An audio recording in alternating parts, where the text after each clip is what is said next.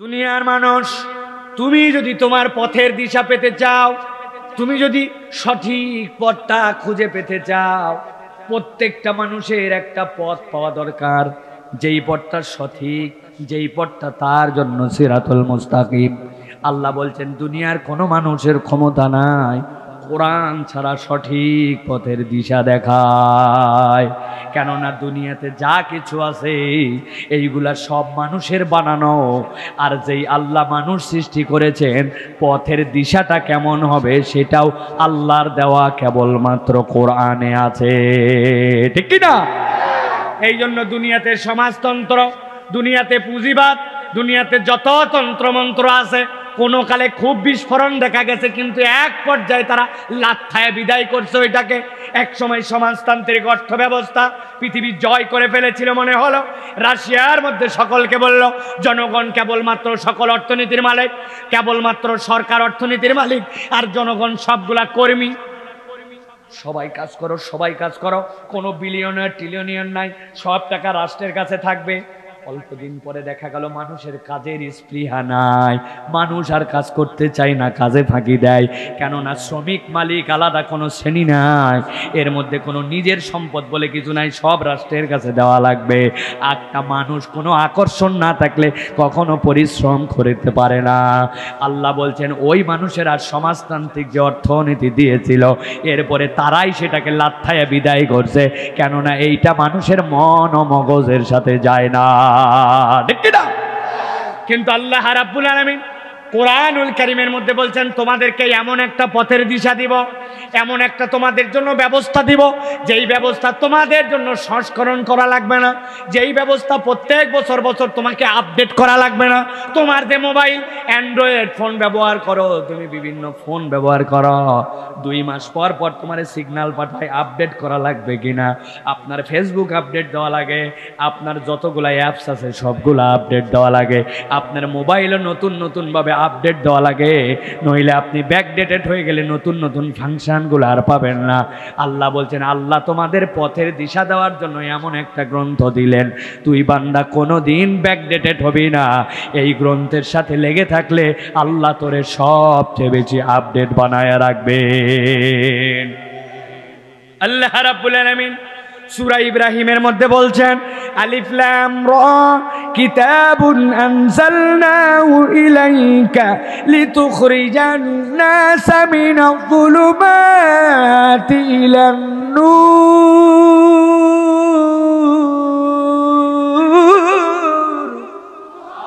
আমার আল্লাহ রাব্বুল আলামিন বলছেন আমি আল্লাহ রাব্বুল আলামিন তোমাদেরকে এমন একটা কিতাব দিলাম, আমার নবীর প্রতি এমন কিতাব দিলাম লিতুখরিজান নাসা মিনাজ যুলুমাতি ইলান নূর।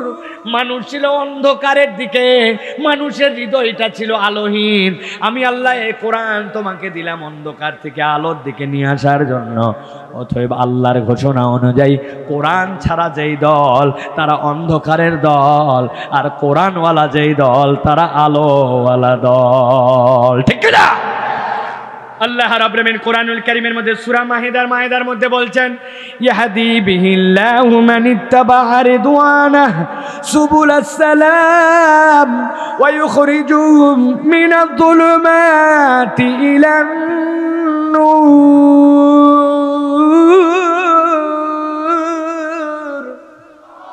আমার আল্লাহ বলছেন দুনিয়ার মানুষ কেবল 2টা কোয়ালিটি তোমার মধ্যে ঢুকায় না। কি কোয়ালিটি? আল্লাহ রাব্বুল আলামিন বলছেন ইয়াহদি বিহিল্লাহু মানিত্তাবা'a রিদওয়ানাহু, যারা অনুসরণ করার মতো একবার মেন্টালিটি নিয়ে ফেলবে আল্লাহ বলছেন আর তাদের হৃদয়টা হবে সুবুলাস সালাম, আল্লাহ যে রাস্তা দেখাবেন ওই রাস্তার প্রতি আনন্দ চিত্ত, ওই রাস্তার প্রতি সন্তুষ্ট। মানে আমার আল্লাহ আমারে যা দিয়েছেন সবগুলো আমার মাথায় বুঝে কুলাবে না, কারণ আমার আল্লাহর সবকিছু বুঝার মতো তো আমার যোগ্যতাই নাই, ঠিক কিনা? এই ব্রেনটা কে দিছে আপনাকে? কথা বলেন, কে দিছে? আমার আল্লাহকে। আপনাকে যেই ব্রেন আল্লাহ দিলেন, বিজ্ঞানীরা বলতেছে তুমি জানো না কি ওই ব্রেনের ক্ষমতা কতটুকু। দুনিয়ার বুকে আপনার মোবাইল দিয়ে যদি আপনি ছবি তোলেন, ভিডিও করেন, কতক্ষণ? 68 জিবি আপনার ক্যাপাসিটি, এরপর আপনার ক্যাপাসিটি শেষ। 6 ঘন্টা ভিডিও করলে মেমোরি ফুল, ঠিক কিনা? কিন্তু আপনাদের এখানে এই যে চাচা বসে আছে, মুরব্বীরা বসে আছে, 50, 60, 70 বছর বয়স আছে না? কিন্তু কোনোদিনকে আপনাদের এলাকায় কোন এরকম সিগন্যাল দিয়েছে নাকি? হঠাৎ করে কানে কানে শুনছেন কোন একটা চিকন চিকন কলাই সার্ভিস সেন্টারের মতো আপনাকে বলতেছে, your brain's memory is already full, if you want any scene to see tomorrow please delete something from your head. চাচা আপনার বয়স আজকে 60 বছর হয়েছে, ব্রেনের ক্যাপাসিটি ফুল, আগামীকালকে থেকে নতুন কিছু দেখতে চাইলে ব্রেনের থেকে পুরাতন কিছু ডিলিট করে ফেলেন। বলছে বরং বিজ্ঞান বলতেছে, if any human being alive in this universe 1000 years without a single second of sleep, দুনিয়াতে যদি কোনো একটা মানুষ 1000 বছর বাঁচে আর যদি 1 সেকেন্ডও না ঘুমায়, আল্লাহ তার ব্রেনের মধ্যে এমন অসীম মেমোরিটা ঢুকায় দিয়েছেন। আল্লাহ রাব্বুল আমিন তার মেমোরির যে ক্যাপাসিটি দিয়েছেন, 1000 বছর বেঁচে একটা বান্দা তার মেমোরির 5% খরচ করার ক্ষমতা রাখে না। আল্লাহ রাব্বুল আমিন যে ব্রেন দিলেন, ওই ব্রেন দেওয়ার পর আল্লাহ বলতেছেন, ওয়ামা উতিতুম মিনাল ইলমি ইল্লা কলিলা, বান্দা আমি তোমারে খুবই সামান্য, খুবই ক্ষুদ্র তোমারে ব্রেন দিলাম। তাহলে যে আল্লাহ আপনারে নিজেই বলল অল্প একটু দিলাম, ওই আল্লাহর সব কিছু আপনি বুঝবেন কেমনে? তাই না? আল্লাহ এই জন্য বলছেন, যারা হেদায়েত পেতে চাও তাদের জন্য আল্লাহর পক্ষ থেকে কথা হচ্ছে, আল্লাহ যেই পথ দেখাবেন ওই পথের প্রতি তোমার সন্তুষ্ট চিত্ত অবস্থা আছে কিনা, ওইটা হচ্ছে কোরআন। কেউ যদি কোরআনের প্রতি একবার সন্তুষ্ট হয়ে যায়, আমার আল্লাহ বলছেন ওই বান্দাদের জন্য আমি রব্বুল আলামিন অন্ধকার থেকে আলোতে বের হওয়ার জন্য রাস্তা বের করে দে। অথবা আপনার হৃদয়ে ধারণ করতে হবে, পথের দিশা পেতে চলে কোরআনের কোনো বিকল্প নাই। ঠিক কিনা ভাই? বুঝে থাকলে বলেন ঠিক কিনা? এখন আপনি বুঝলেন যে পথের দিশা পেতে হলে কোরআন আপনার লাগবে, কোরআন ছাড়া দিশা নাই। কিন্তু আপনার সন্তানকে আপনি কোরআন পড়াতে শিখালেন না, কোরআনের মৌলিক যে বিধিবিধানগুলো জানালেন না, কোরআনের প্রতি আকৃষ্ট করলেন না, আপনি তার অন্তরের মধ্যে কোরআনের নূর ঢুকাই দিলেন না। আপনার এত বছর বয়স হয়ে গেল, 30, 40, 50 বছর, বিশুদ্ধভাবে 10টা সূরা তেলাওয়াত করতে শিখলেন না। আজ পর্যন্ত মুসলমান পরিচয় দেন, কোরআন আপনি পড়তে পারেন না। আছে কিনা এরকম লোক? কেমনে তাহলে আপনি বললেন ঠিক ভাই? আপনার ঠিক তো তাহলে ঠিক মতো হয় নাই। এই জন্য আপনাকে সিদ্ধান্ত নিতে হবে, আপনার সন্তানটা যেন কোরআন পড়তে পারে, কোরআনের মৌলিক বিধিবিধান জানতে পারে। কমসে কম কোরআনের যে আমলগুলা না করলেই আল্লাহর কাছে ধরা খাওয়া লাগবে। সে যাই হোক, উকিল হোক, ডাক্তার হোক, ব্যবসায়ী হোক, ব্যারিস্টার হোক, ইঞ্জিনিয়ার হোক, কোনো আপত্তি নাই, কিন্তু কোরআনটা হৃদয়ের মধ্যে তাকে দেওয়া চাই। আপনার বাচ্চাটাকে কোরআন দেন, হৃদয়ের মধ্যে যদি কোরআন না দেন তাহলে এই বাচ্চা আপনার জন্য বড় ভয়ঙ্কর হবে। মাকে লিখে দিয়ে যেতে হবে, মরার পরে আমি ওল্ড হোমে আছি, আমাকে বয়স্ক কেন্দ্রের মধ্যে রেখে দিয়ে গেছো, আমার সন্তানরা অনেক বড় বড়, কিন্তু আমি আমার কোনো সন্তানের টাকায় কাফনের কাপড়টাও চাই না। যেই সন্তান আমারে তার ঘরে রাখে নাই, আমারে বয়স্ক কেন্দ্রে নিয়ে আসছে, ওল্ড হোমে রেখে গেছে, আমার একটা নাক ফুল আছে নাকে, ওই নাক ফুলটা বিক্রি করে আমারে তোমরা কাফনের কাপড় কিনে দিও, আমার সন্তানের টাকা পয়সা নিতে চাই না। কত বড় কলিজার মধ্যে মা আঘাত পাইলে মা এই কথা বলে যায়। এইটা যদি প্রকৃত কোরআনওয়ালা কোনো সন্তান হতো, ও প্রয়োজনে ভিক্ষা করে আনতো, তারপরেও তার জান্নাতকে দূরে রাখতো না। ঠিক কিনা? তার বাপ হচ্ছে জান্নাত, তার মা হচ্ছে জান্নাত। কোনো একটা মানুষের অন্তরের মধ্যে এই বুঝ যদি পরিষ্কার হয়ে যায়, তাহলে ও প্রয়োজনে ভিক্ষা করে আনবে, তাও বাপ মারে কষ্ট দিবে না। এই বুঝ দুনিয়ার কোনো শিক্ষা দিয়ে আসবে না। প্রকৃত কোরআনওয়ালা যদি হয়, তাহলে এই বুঝ তার হৃদয়ের মধ্যে আল্লাহ ঢুকায় দিবেন। ঠিক কিনা? এই জন্য দেখবেন যত বড় বড় উচ্চ শিক্ষিত, ওরাই ওদের বাপ মার সাথে বেশি খারাপ ব্যবহার করে।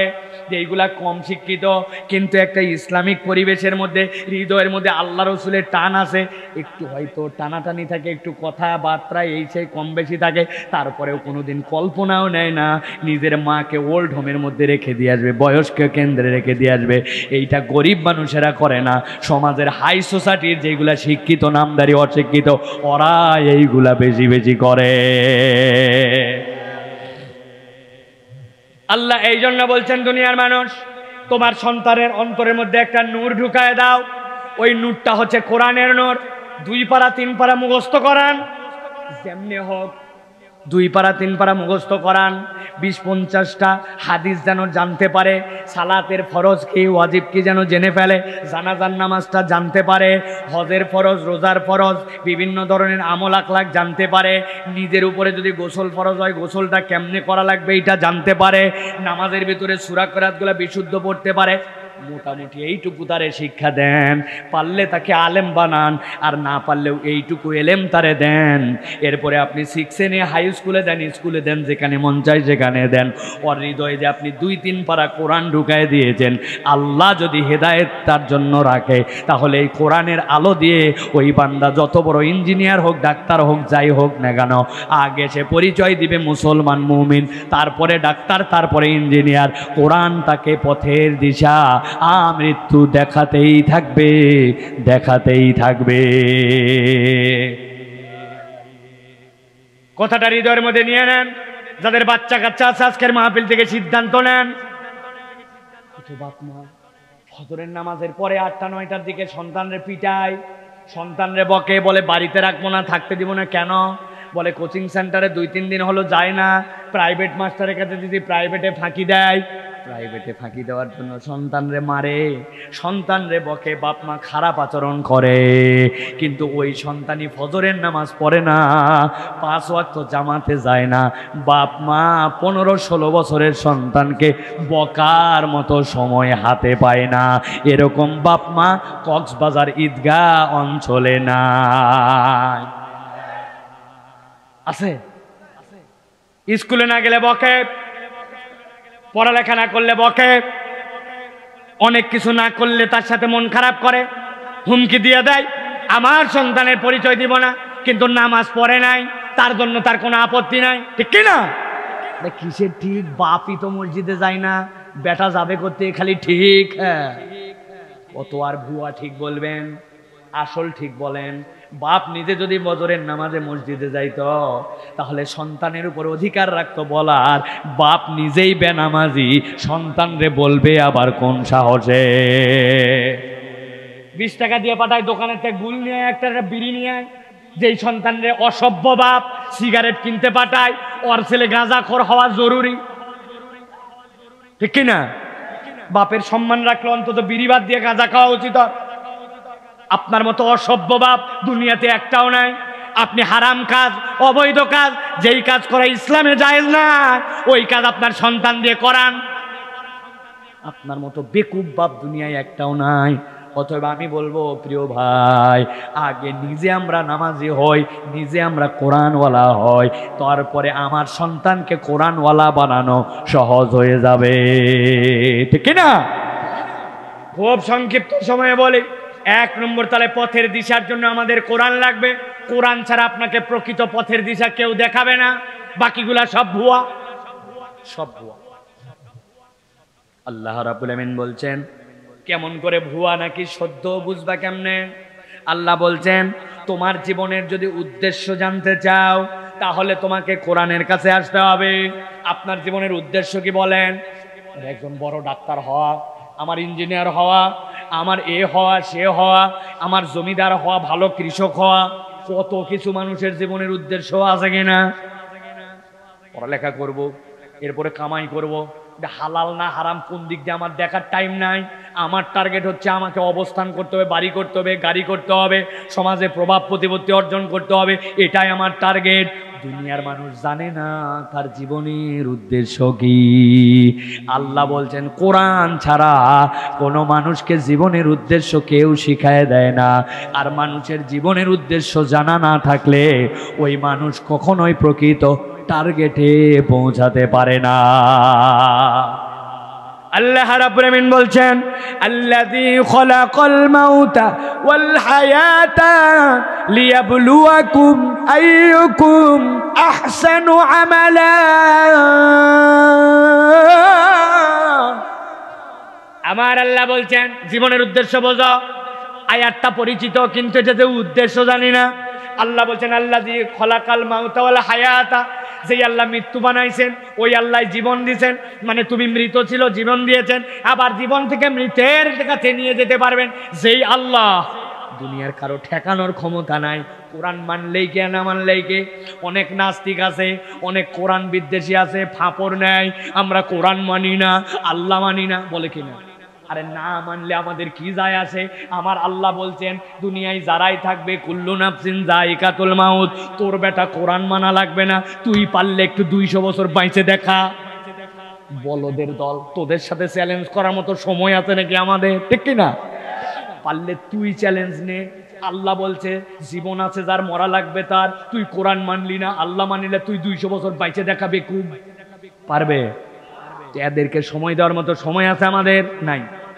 আল্লাহ এই জন্য বলছেন যিনি জীবন সৃষ্টি করলেন, যিনি মউত সৃষ্টি করলেন, তিনি তোমাদের জন্য টার্গেটটাও বলে দিলেন। আল্লাহ বলছেন আল্লাহ তোমাদের জীবনের উদ্দেশ্য শেখাচ্ছেন, আইয়ুকুম আহসানু আমালা, তোমাদের মধ্যে থেকে উত্তম করে সর্বোচ্চ প্রচেষ্টা করে কে আল্লাহর জন্য ভালো কাজ করতে পারে, তোমাদের জীবনের উদ্দেশ্যই হবে এইটা। মানুষ কখনো পূর্ণাঙ্গ নয়, মানুষ কখনো 100% পারফেক্ট হতে পারে না। আস-সা'য়ু মিন্না ওয়াল ইতমামু মিনাল্লাহ, পূর্ণাঙ্গতা কেবল আল্লাহ দিতে পারেন। আমার হবে প্রচেষ্টা। আপনি 2 রাকাত নামাজে দাঁড়ায়া 1 মিনিট মনোযোগ রাখতে পারেন না। আল্লাহ যদি বলতেন 100% মনোযোগ না হলে আমি তোর নামাজ কবুল করব না, বাংলাদেশের একজন লোকেরও 2 রাকাত নামাজ আল্লাহর কাছে কবুল হতো কিনা সন্দেহ, ঠিক কিনা? কি এর হুজুর, কি এর খতিব, নামাজে আলহামদুলিল্লাহর পরে মন নাই, আবার টানে নিয়ে আসা লাগে সূরা পড়ার জন্য, আবার রুকুতে মন নাই, সিজদায় মন নাই, হয় কিনা? নামাজের মধ্যে ভুল হয় কিনা? আরে আপনি আমি তো কি মুহাম্মাদুর রাসূলুল্লাহ সাল্লাল্লাহু আলাইহি সাল্লাম পর্যন্ত আসরের নামাজ 4 রাকাত না পড়ায় 2 রাকাত পড়ায় সালাম ফিরায় দিয়েছিলেন। তাহলে আপনি যদি আল্লাহর কাছে 100% দেন তারপরে যদি কবুল হয়, তাহলে তা আমাদের কোনো আমলই নাই আর বরবাদ। আল্লাহ বলছেন না, জীবনের টার্গেটটা বুঝে নাও, আইয়ুকুম আহসানু আমালা, তোমাদের মধ্যে সর্বোত্তম প্রচেষ্টা করে সবচেয়ে সুন্দর করে কে আল্লাহর কাছে প্রেজেন্টেশনটা দিতে পারো। আল্লাহ তোমার হৃদয়টার প্রেজেন্টেশনটা আর প্রচেষ্টাটা দেখেন, আর বাকিটুকু আল্লাহ এমনি কবুল করে নেন। আমার বান্দা আমার জন্য চেষ্টা করেছে, আমার মধ্যে সাধ্যের মধ্যে সর্বোচ্চটুকু দিয়েছে। আল্লাহ বলছেন তোমাদের জীবনের টার্গেট হবে প্রচেষ্টা করা। এখন আপনি যদি শুয়ে পড়েন হতাশ হয় না, আমার দ্বারা হবে না, আল্লাহ বলছেন এই কথা কোনো ইমানদার বলতে পারে না। তোমার দ্বারা যতটুকু হবে অতটুকুই তুমি চেষ্টা করো, বাকিটুকু কবুল করার মালিক আল্লাহ, সুবহানাল্লাহ। এই জন্য প্রিয় ভাইরা জীবনের বোধ জাগ্রত করেন। আপনার আমার জীবনের টার্গেট হচ্ছে আল্লাহকে রাজি খুশি করার জন্য সবচেয়ে ভালো করে আমলের প্রচেষ্টাকারী হওয়া। এই শিক্ষা, এই বোধ আপনাকে আল্লাহর কোরআন ছাড়া আর কেউ দিবে না। আল্লাহ বলছেন আরেকটা তোমাদের জীবনের উদ্দেশ্য আছে। কি উদ্দেশ্য? আল্লাহ বলছেন কুনতুম খায়রা উম্মাহ উখরিজাত লিন-নাস তা'মুরুনা বিল মা'রুফ ওয়া তানহাউনা আনিল মুনকার। ভালো করে বোঝেন, সব পরিচিত আয়াত, কিন্তু আল্লাহ জীবনের বোধের মধ্যে শিখাচ্ছেন। আল্লাহ বলছেন তোমরাই উত্তম জাতি। কি জন্য? খায়রা উম্মাতিন উখরিজাত লিন-নাস, তোমাকে কেবল তোমার জন্য সৃষ্টি করা হয় নাই, তোমাকে অপর ভাইয়ের কল্যাণের জন্য সৃষ্টি করা হয়েছে। ইমানদার কেবল আপন জান বাঁচা ও চাচা এই ডায়লগ বলবে না। ইমানদারের ডায়লগ হবে আমার সৃষ্টি, আমার প্রচেষ্টা তো অপর ভাইয়ের কল্যাণের জন্য। অপর মানুষের কল্যাণকামী হৃদয় যখন একজন মানুষের হয়ে যাবে, ওই সমাজের 90% অপরাধ আপনি দূর হয়ে যাবে। ঠিক না? অপর ভাইয়ের কল্যাণে আমার হৃদয় আছে, আমার ভাইয়ের যেন কোনো ক্ষতি না হয়, ও যেন ধোকায় না পড়ে, ও যেন কোনো মিথ্যা মামলায় না জড়ায় যায়, ও যেন অপরের দ্বারা আক্রান্ত না হয়, তার বাড়ির পানিটা যেন ওর বাড়ির মধ্যে পড়ে তার ক্ষতি না হয়, তার গাছ লাগানোর কারণে ছায়া পড়ে তার জমিটার যেন ক্ষতি না হয়। আমার সকল প্রচেষ্টা আছে অপরের কল্যাণ করার জন্য। এই বোধ যদি আপনার হৃদয়ে একবার ধারণ করেন, তাহলে অপর ভাইয়ের ক্ষতি করার কোনো চিন্তা ওই বান্দার করতে পারে। আল্লাহ বলছেন একটা, এরপরে আল্লাহ বলছেন তা'মুরুনা বিল মারুফ ওয়া তানহাউনা আনিল মুনকার। আর ঈমানদারদের আরেকটা তাদের জীবনবোধের অংশ হবে সৎ কাজের আদেশ করবে আর অন্যায় থেকে মানুষকে ফিরাবে। এই দুইটা যদি কোনো মানুষের সমাজের জীবনবোধে চলে আসে, ওই সমাজে আর কোনো রকম দাঙ্গা বাঙ্গা পুলিশ টুলিশ লাগবে না। ওই সমাজের 80% মানুষ শান্তি এবং নিরাপত্তা পেয়ে যাবে। কিন্তু আমাদের তো অভ্যাস বদলাই গেছে ভাই। আমরা আর খারাপ দেখার পরে আমাদের চোখে বাঁধে না, বাঁধে বাঁধে অবশ্য। আমরা বলি আস্তাগফিরুল্লাহ, হ্যাঁ কত খারাপ কাজ করতেছ, আল্লাহ ওদেরকে হেদায়েত দে। ওরে বাবা, আপনি জীবনের উদ্দেশ্য বোঝেন না। আল্লাহ নবী বলছেন, খারাপ দেখলে তোমার 1 নম্বর দায়িত্ব, ক্ষমতা থাকলে পাওয়ার দিয়ে হেঁটাও, না পারলে মুখ দিয়ে সরাও, যদি না পারো তারপরে তুমি অন্তরে ঘৃণা করো। আপনি আল্লাহ নবীর আগের 2 কথা বাদ দিয়েছেন, দিয়ে 3 নম্বর থেকে শুরু করছেন খারাপ। আস্তাগফিরুল্লাহ আস্তাগফিরুল্লাহ আস্তাগফিরুল্লাহ 3 নম্বর স্টেজে ছিল। আপনি প্রথমেই আস্তাগফিরুল্লাহ আনার কারণে সমাজের অবস্থা এত খারাপ, ঠিক কি না? মোড়ের মধ্যে গান বাজায়, এখানে ডেক বাজায়, ওখানে পার্টি করে, ওখানে অন্যায় করে। আপনার মনে আস্তাগফিরুল্লাহ গান শোনা হারাম, কত বড় অন্যায়, কিন্তু 10-15 জন মিলে যায় বলেন না, এই বেটা এত বড় সাহস দিলে কে? শুনতে চাইলে হেডফোন দিয়ে শোন, 10-15 জন রে তুই শোনাবি, গ্রামের মধ্যে অত্যাচার করবি, তোর ক্ষমতা দিছে কে রে? এই কথা যদি 10 জন মিলে যায় বলতো, তাতে যদি পাওয়ার থাকতো, ওরা মাইক বন্ধ করে গান বাজানা বন্ধ করা বাধ্য হতো, ঠিক কি না? কিন্তু আমাদের সমাজে আমল নাই, আমাদের সমাজে এই প্রচেষ্টা নাই। আমরা সবার আগে চলে গেছি একবারে নিচের দিকে, অন্তরের ঘৃণা আগে নিয়ে আসছি। আপনার এলাকায় যারা লিডার আছে, এলাকার দায়িত্বশীল আছে, কোনো একটা ছেলে উল্টাপাল্টা চুল কেটে আসছে, ও যদি বলতে হয় এরকম ছাগল মার্কা চুল কাটছিস কেন, এই মহল্লায় থেকে বেয়াদব কোথাকার, কোনো ভদ্র ছেলে এরকম চুল কাটতে পারে নাকি, যা ঠিক করে। ওই বড় ভাইরে গালাগালি করতো, কিন্তু আতঙ্ক, তার একটা পাওয়ার আছে, প্রভাব আছে, তিনি একটা আমল আখলাকওয়ালা মানুষ, তার একটা দাপট আছে, ও ভয়ের ঠালায় চুল কাটা বদলায় ফেলতো। সমাজে এরকম থাকলে সৎ কাজের আদেশ, অন্যায় থেকে ফিরানোর সমাজের চেহারা পরিবর্তন হতে বাধ্য হতো, ঠিক কিনা? আমরা সব কলা কৌশল বাদ দিছি। আমি তো সব জায়গায় উদাহরণ দিছি। আমার নেটের বক্তব্য শুনলে তো আপনাদের জানা থাকার কথা, মসজিদের সামনে একটা কুত্তা মরছে, মসজিদের সিঁড়িতেই সকালবেলা ইমাম সাহেব লাফ দিয়ে মসজিদের ভিতরে এটা ডেঙ্গায় ঢুকছে, সব মুসল্লিও ঢুকছে। ফজরের নামাজে আল্লাহর কাছে দোয়া করছে, আল্লাহ মসজিদের সামনে একটা কুত্তা মরছে, মেহেরবানি করে তুমি কুত্তা সরায় দাও। এতগুলা মুসল্লি ফজরের পর দোয়া করে, আল্লাহ ফজরের পরে দোয়া তুমি কবুল করো, আল্লাহ আমাদের কুত্তা সরাও। সবগুলা মিলে দোয়া করে চলে গেছে। জোহরের সময় এসে দেখি কুত্তা সরে গেছে, আরো গন্ধ বাড়ছে, মাছি লাগছে, ভ্যান ভ্যান করে। তখন চিন্তা করছে সকালে তো কোনো তাবারুক সারা দোয়া হয়েছে, মাগরিবের সময় বিরিয়ানি দিয়ে দোয়া হবে কুত্তা সরানোর জন্য, লাভ হবে না রে ভাই। কুত্তা সরানোর জন্য দোয়া নয়, কুত্তা সরানোর জন্য কাজ হচ্ছে মসজিদের সভাপতি সেক্রেটারিকে ইমাম সাহেব বলবে, দেখেন তো মেথর টেথর কোন জায়গার থেকে আছে, এটা তাড়াতাড়ি সরানোর ব্যবস্থা করেন। উনি পৌরসভায় মিউনিসিপ্যালিটিতে মেথরে ফোন দেবে, আয় মসজিদের সামনের কুকুর পড়ছে, তোরে খবর দিচ্ছি, আসিস না কেন, তাড়াতাড়ি আয়, চাকরি যদি ঠিক টাকা লাগে। উনার ক্ষমতা আছে, দাপট আছে, বললে কথা শোনে, টাকা খরচ করার সামর্থ্য আছে, এই তরিকায় কুত্তা সরানো লাগবে। আপনি যদি সব আমল বাদ দিয়া প্রথমেই আস্তাগফিরুল্লাহ, কুত্তা গন্ধ নাউজুবিল্লাহ এরকম যদি করতে থাকেন, তাহলে কুত্তার গন্ধে মসজিদে ঢুকা বন্ধ হয়ে যেতে পারে। এই জন্য আল্লাহ বলছেন, জীবনের উদ্দেশ্যটা বুঝে নাও। তুমি অপরের কল্যাণে সৃষ্টি হয়েছ, তোমার দায়িত্ব হবে সৎ কাজের আদেশ করা, অন্যায় থেকে মানুষকে ফিরানো। এই বোধ তোমাকে কোরআন ছাড়া কেউ জাগ্রত করবে না। এবার 3 নম্বরে চলেন। আল্লাহ রাব্বুল আলামিন বলছেন, জীবনের সত্যতার অনুভব যদি তুমি পেতে চাও, মানুষের জীবনে একটা সত্যতার অনুভব আছে, এই অনুভব যদি কোনো মানুষ পেতে চায়, তাহলে কোরআন ছাড়া সত্যতার অনুভব পাওয়া যায় না। কথাটা হয়তো একটু কঠিন, আমি যদি আপনার কাছে একটু ভালো করে বুঝাই দেই, তাহলে আপনার কাছে সহজ হবে। জীবনের সত্যতার একটা অনুভব আছে। আল্লাহ বলছেন কি সেইটা? আল্লাযীনা ইউমিনুনা বিল গায়ব ওয়া ইউকিমুনাস সালাহ ওয়া মিম্মা রাযাকনাহুম ইউনফিকুন। দুনিয়ার আল্লাহর যত বিধান আছে, সব বিধান আপনার মাথায় কুলাবে না? কুলাবে। আল্লাহর বিধান এটা কেমন, এটা কেন এমন হলো? আপনি দুনিয়ার একটা উদাহরণ দেই, তাহলেই বুঝবেন আল্লাহর সবকিছু আমাদের বোঝার ক্ষমতা নাই। একটা অফিসে 40 জন কাজ করে, কতজন? একজন বস আছে, উনি একদম ডাইরেক্টর জেনারেল, উনি অফিসের চেয়ারম্যান, অফিসের জিএম।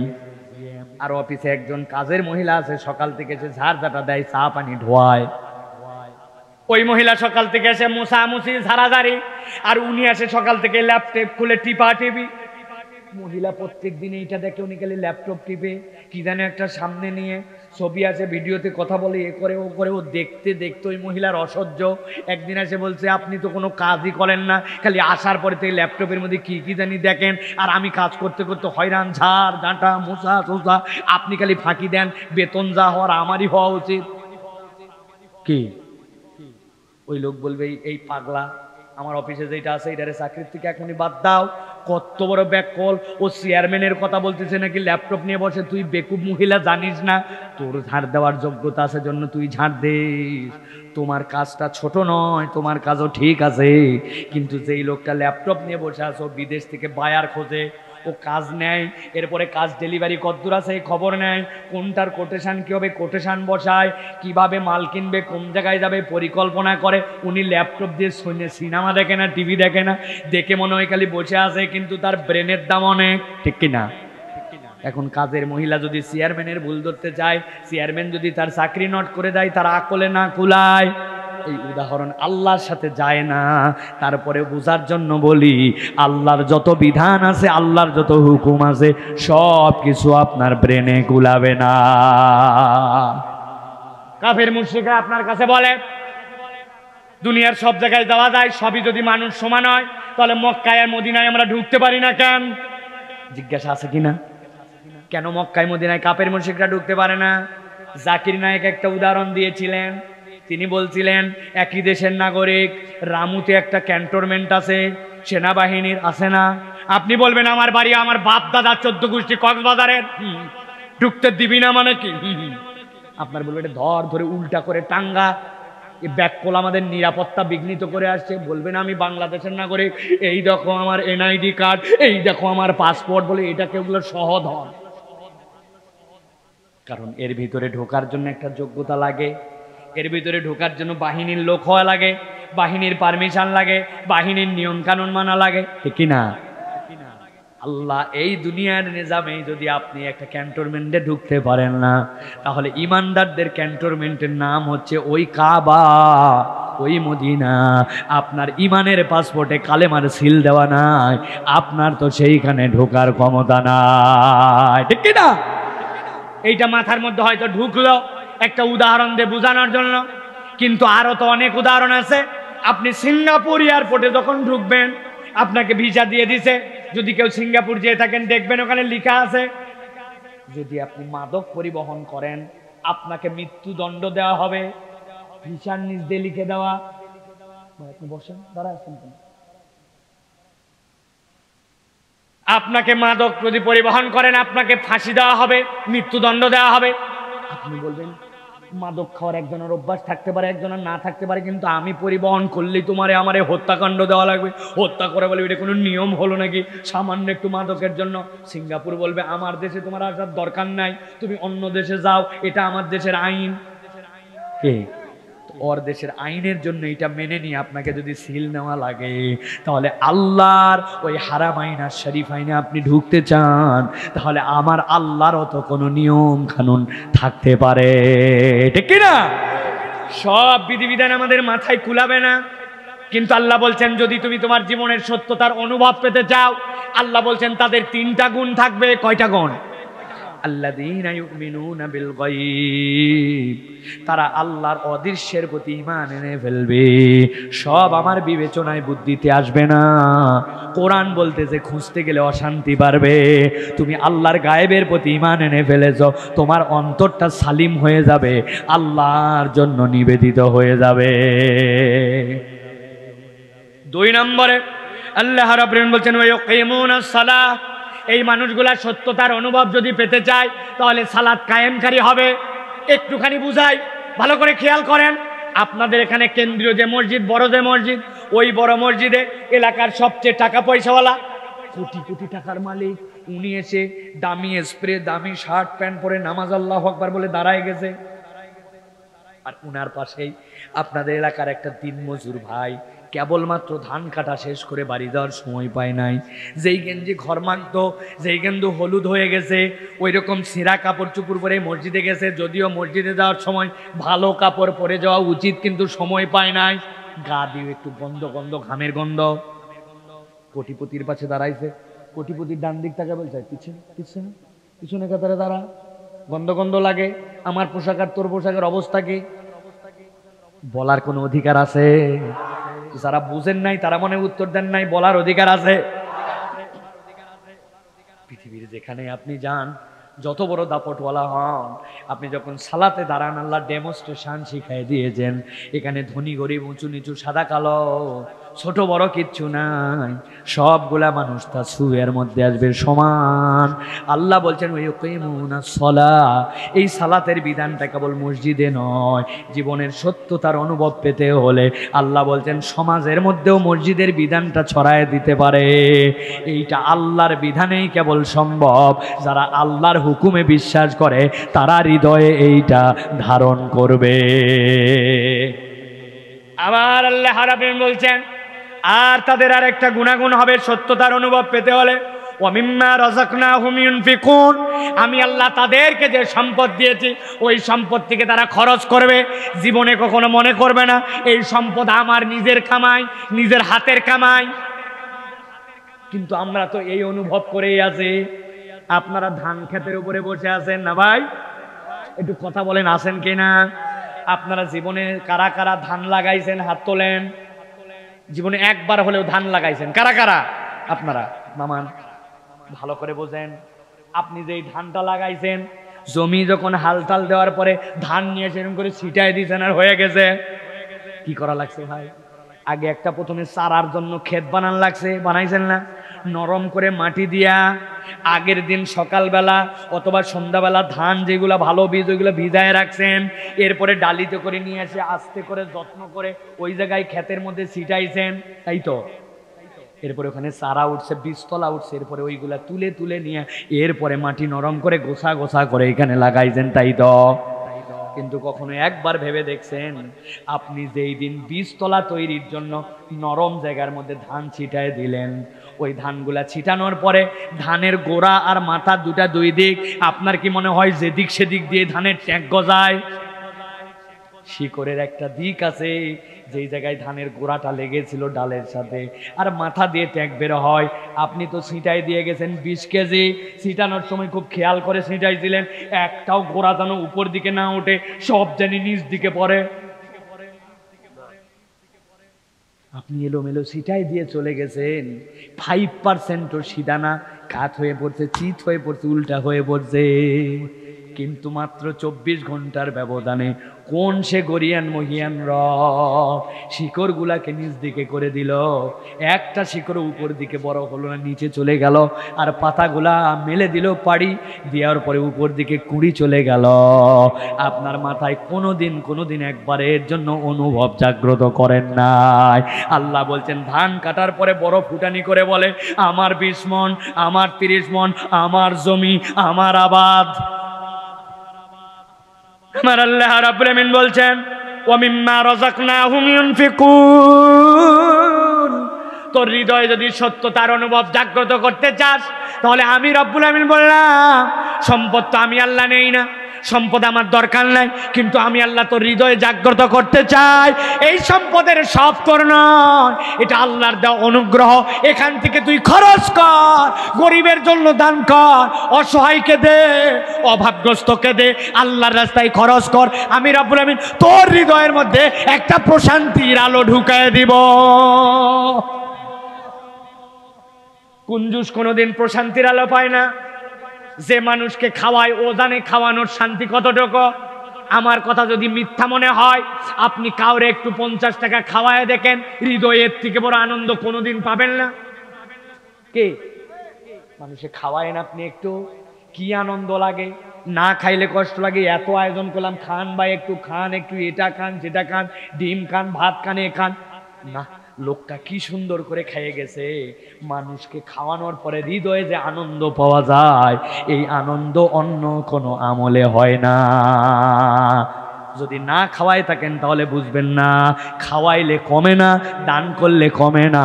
আল্লাহ বলছেন এই সত্যতার অনুভব যদি পেতে চাও, কোরআনের বিকল্প নাই। ঠিক না? দুনিয়ার কেউ আপনাকে এই মোটিভেশন দিতে পারবে না। আপনার যখন নাই টানাটানি, প্রকৃত দানবীর তো সে যখন তার অভাব তখনও সে দান করে। টাকা আছে যার, দিবেই তো সে। যার টাকা নাই, অল্প আছে, সেখান থেকেও সে দিবে, সেই প্রকৃত বীর। কিন্তু আমরা আমাদের পকেটে তালা চাবি লাগাইছি, দান করি না। কেউ কিছু বললে বলে মাফ করেন। আরে লজ্জা, এর থেকে লজ্জার কোনো কথা নাই আপনার জীবনে। আপনি মাফ চাবেন আল্লাহর কাছে, এই বেটা 2 টাকা চাই, দিলে আপনি খুশি হয়ে যেত, আপনি তার কাছে মাফ চান। আছে না ভাই? অতএব জীবনে সত্যতার অনুভব পেতে হলে আপনাকে কোরআনের কাছে আসা লাগবে। এরপরে চতুর্থটা সংক্ষিপ্ত বলি, আপনি যদি আপনার রবের পরিচয় পেতে চান, আপনার মালিকের পরিচয় পেতে চান, আপনার সৃষ্টিকর্তার পরিচয় খুঁজতে চান, কোরআন ছাড়া আপনাকে কেউ এই বার্তা শিখায় দিবে না।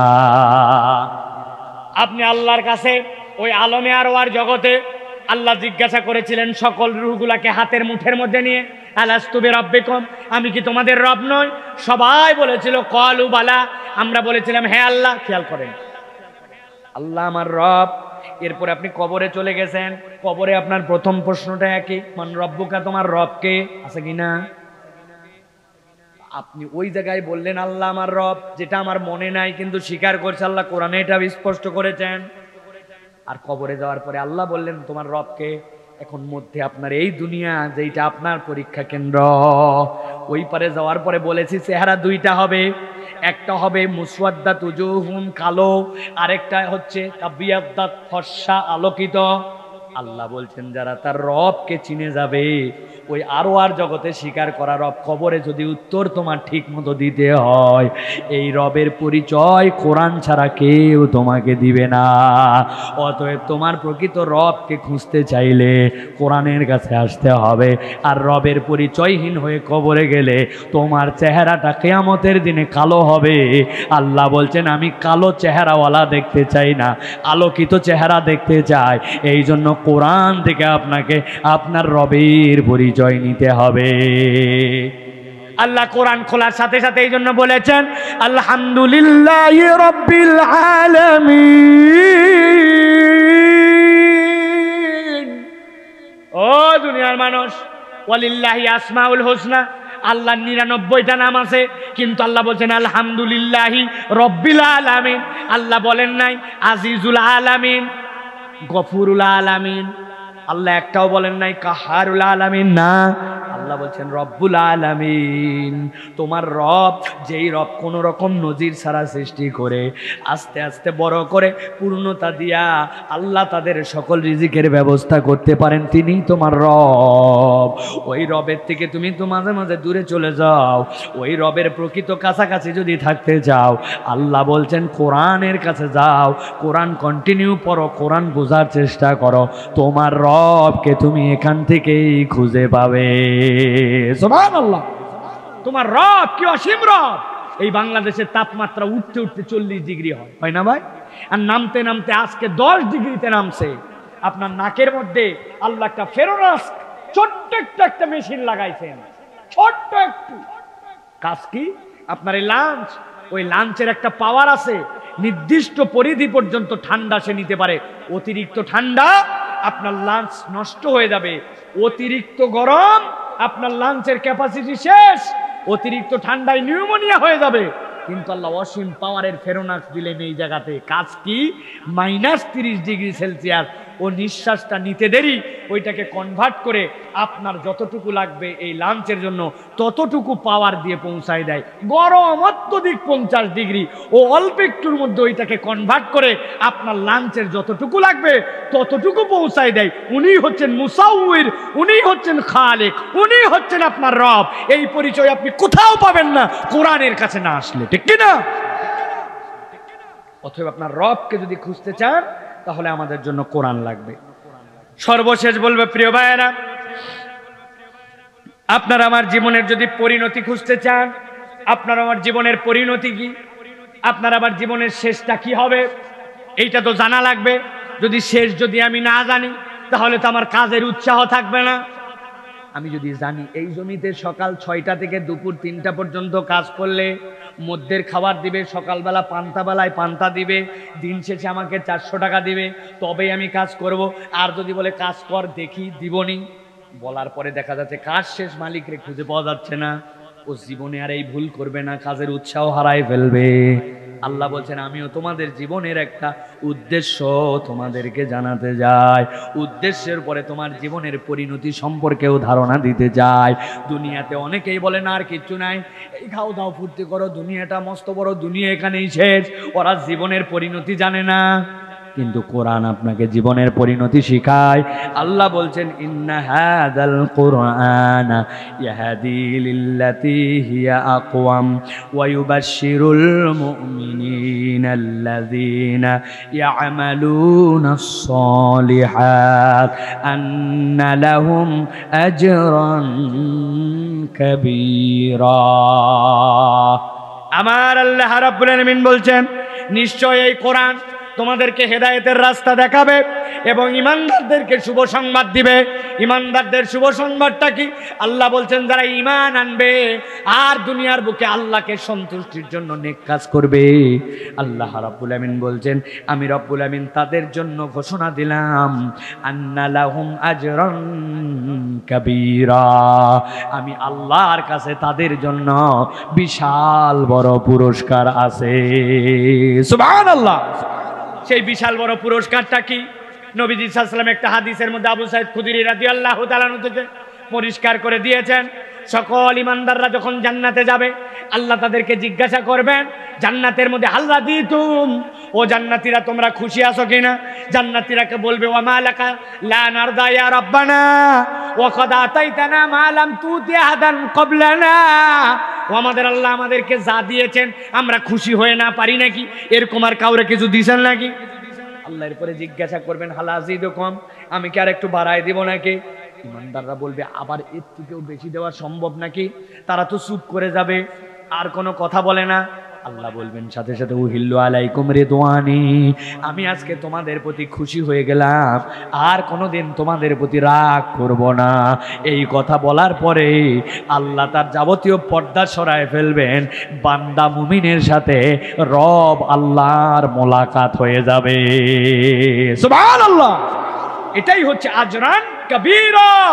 আল্লাহ বলছেন তুমি এই দিকে তাকায় কাজ করো, তোমার রবের সাক্ষাৎ লাভের জন্য তুমি কাজ করো, এটা তোমার কোরআন শিখায়।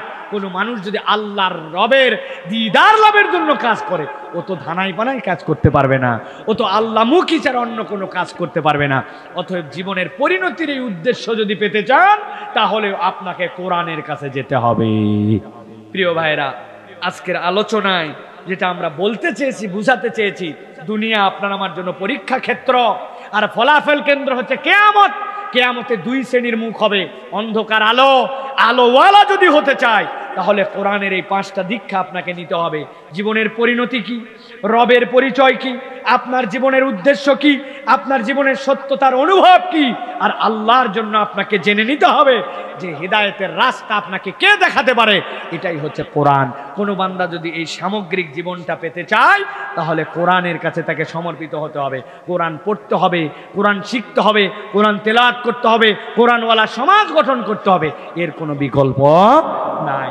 আল্লাহ আমাদেরকে বোঝার তৌফিক দান করুক, বলেন আল্লাহুম্মা আমিন।